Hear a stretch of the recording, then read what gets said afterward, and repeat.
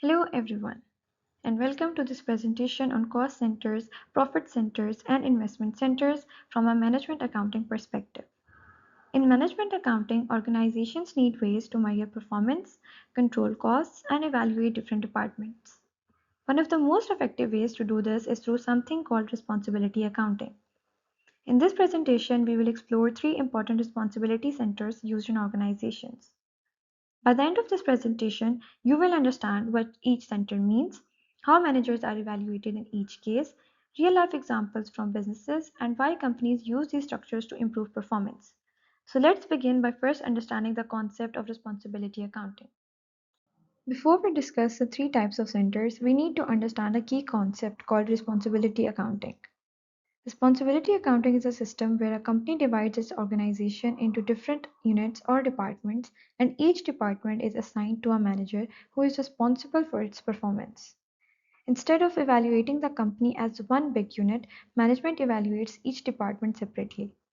This helps management answer questions like which department is controlling its costs well, which department is generating the most revenue, and which division is making the best investment decisions.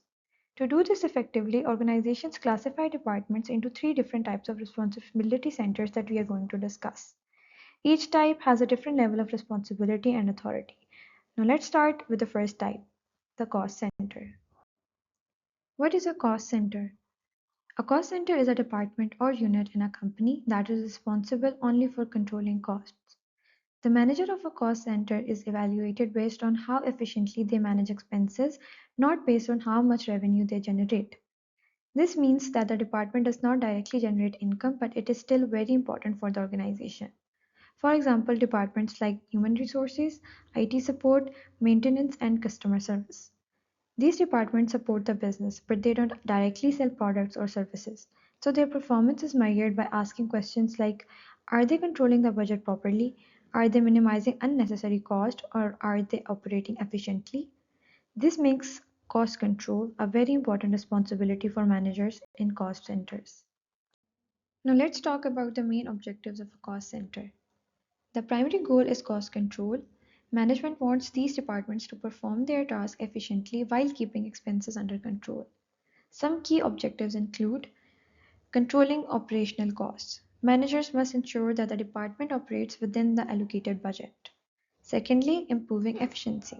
Departments should complete tasks using the least amount of resources possible. Third, monitoring resource utilization.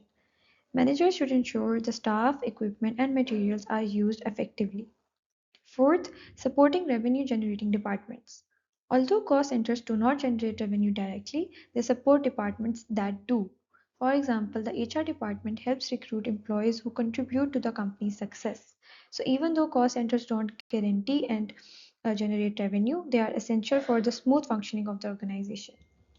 Let's look at some real world examples of cost centers. One common example is the Human Resources Department. HR is responsible for hiring employees, training staff, and managing employee relations. However, HR does not directly sell products or generate revenue. Another example is the IT support department. Their job is to maintain systems, solve technical problems, and ensure technology runs smoothly. But again, they do not generate sales directly. Other examples include maintenance departments, security departments, and customer service departments.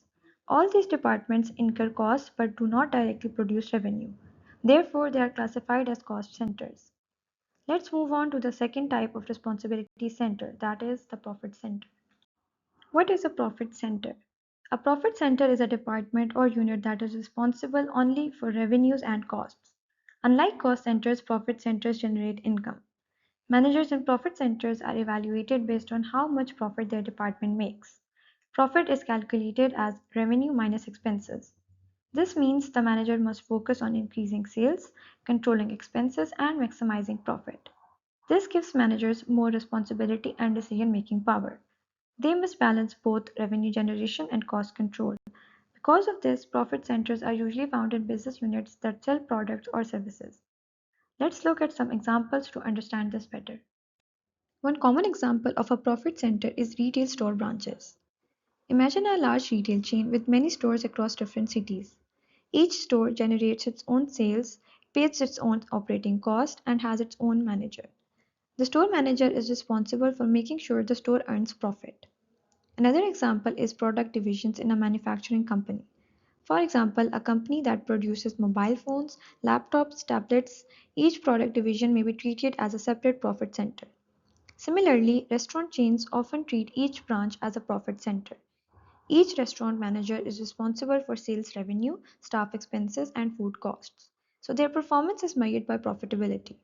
Now let's move to the third and most advanced responsibility center, the investment center. What is an investment center? An investment center is a department or division where managers are responsible for revenues, costs, and investment decisions.